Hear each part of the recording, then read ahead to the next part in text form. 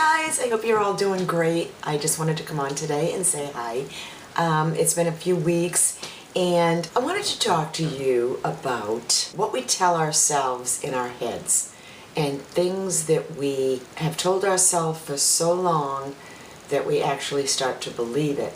And it may not be our truth, but it's what we have convinced ourselves is true. For instance, when Wendell passed away, from a year ago until now, I have told myself, in my head, I've told myself that every morning that I get up, I need to look at his picture and I need to have a good cry and get it all out of me. So I've kind of, even though I don't have to tell myself to cry, I can cry anytime I want to, I've programmed myself to cry every day, every morning, and during the day.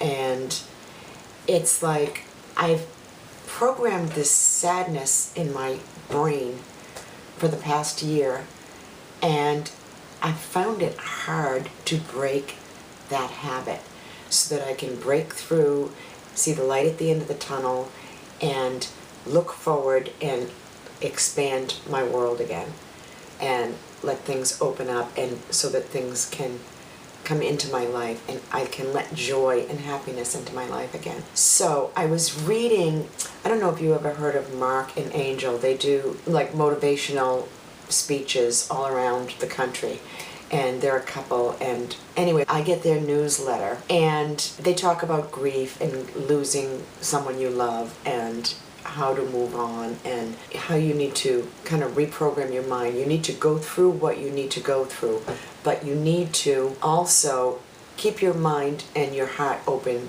for new things, new experiences. So I've been working on that now for the last month. It's working. I used to keep Wendell's pictures over there on that bureau, and I'd be on my computer over here in the morning, and sometimes on Facebook they have like videos of people singing or whatever, and like there'd be a sad song or something, and I would sit there and look at his picture while I was listening to it, and I'd just start bawling my eyes out, and that would set the tone of the day.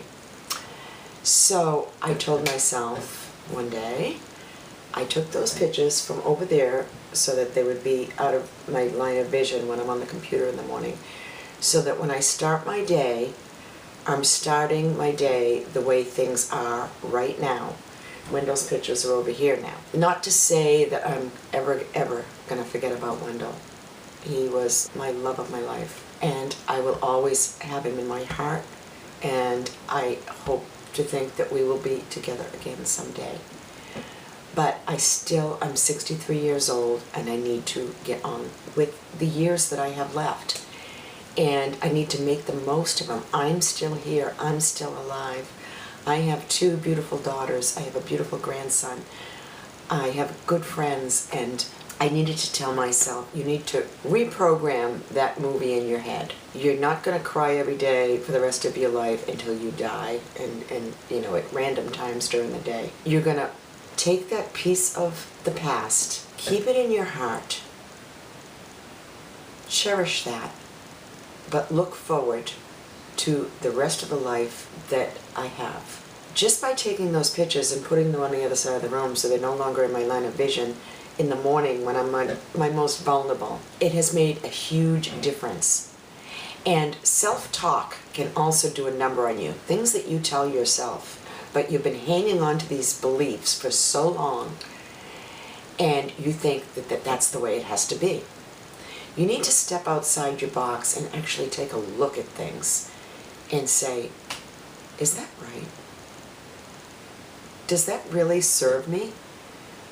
Why do I think that way? And re-examine everything and put things in perspective. And so just this little thing, it sounds like some random thing to you guys, I'm sure, but every day I'm building on that, and I'm changing another attitude in my mind that sets the stage for my whole day. And I wake up and I sit there and think of all the things that I am grateful for, all the people in my life that I have that still love me. I have my health. I have 2 daughters that love me. I have 2 dogs that I love so much. They're such wonderful companions. I have such good friends. Every day I wake up and I tell myself that. And I think to myself, Wendell would want you to go on, be happy, be thankful for what you still have, because you still have your life. And the only way I can honor him is to, if he's looking down at me right now, is to let him know that I'm going to be okay. I'm going to be fine. I know you're watching over me. I know you're protecting me. And I am going to take that and I am going to move forward, put one foot in front of the other, make myself get out of the house, make myself go places. I've been getting out more with friends, going to lunch, going to yoga, going shopping, doing things that make me happy. That is what I decided I need to do. And I know a few people, a couple of them watch my videos, and a couple of them have recently lost their husbands. And they don't know how to move forward either, just like I was. And we tell ourselves, oh, it's too soon for me to, be happy. In my case, it's been a year. I've read stories about other widows that 10 years later, they haven't moved on at all. They're still in that same place. And at 63, I don't know if I have another 10 years. I don't know if I have another 20 years. I don't know if I could be gone tomorrow. The thing is, what's made me realize more than anything is how quickly life can just go. It's gone.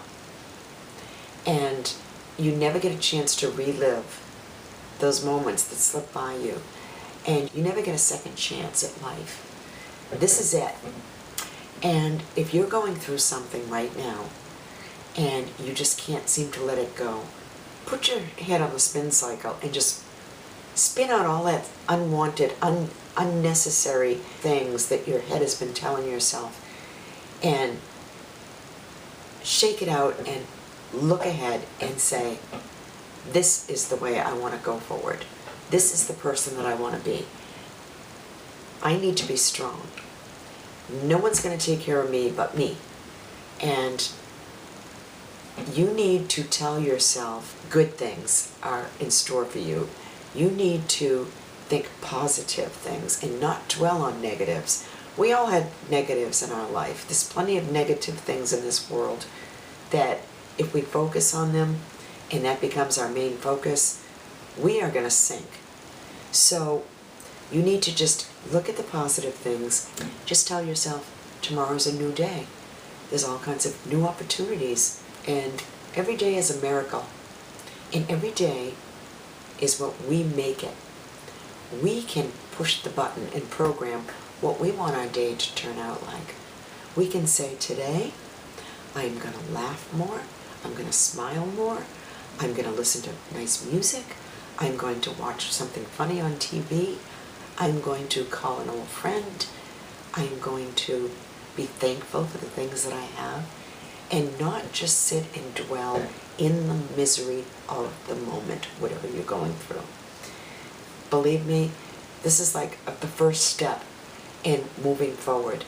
And I'm far from healed from my grieving process, believe me. But I had to take the bull by the horns and say, snap out of it. It's been a year. I hadn't moved on at all. And the only person that can do that is me. I can't wait for somebody to press a magic button and say, okay, Colleen, your grieving time is up. It's okay to be happy now. I need to put happiness in my life every day. You can still mourn. You can still feel sad. But you can still find happiness at the same time. I don't know if this makes any sense to you guys. Those that know me, that have been watching me for a few years, it'll make sense to you because you know my background and you know me and you know how in love my husband and I were. I just want to put this out there for you other widows who are newly widowed. One day you will wake up and you'll have an epiphany and you'll say, I'm choosing to stay in this period of mourning, and I don't know how many more days or years I have left. but I choose to be happy. I choose to look at positivity. I choose to surround myself with positive people. That's the most important thing. Be around people that lift you up, not drag you down with constant barragement of, oh, poor me, me, me, me, me. People like that can drain you. And we all know people that no matter how bad we're feeling, they can top it. They are doing way worse than we are. And we all know people like that. So sometimes you just need to stand back, distance yourself. In a nice way, just say, I need to be alone right now. I'm doing some work on myself, and this is really kind of dragging me down. I respect that you have things going on in your life too, but right now I have some heavy things that I'm working on, and with all due respect, I need to step back and work on them. And if they're a good friend, they will understand. If they were a good friend, they wouldn't be comparing their problems with yours in the first place. So anyway, guys, if you have any stories you want to share about people, toxic people in your life, and how you got through it, how you were able to distance yourself from them without hurting feelings, just leave your story down below. If you've lost a husband or a loved one and you've found a way to move on and still never let go of that love that you have, share your story below. And I hope you're all having a great week. I will talk to you all soon. Bye, guys.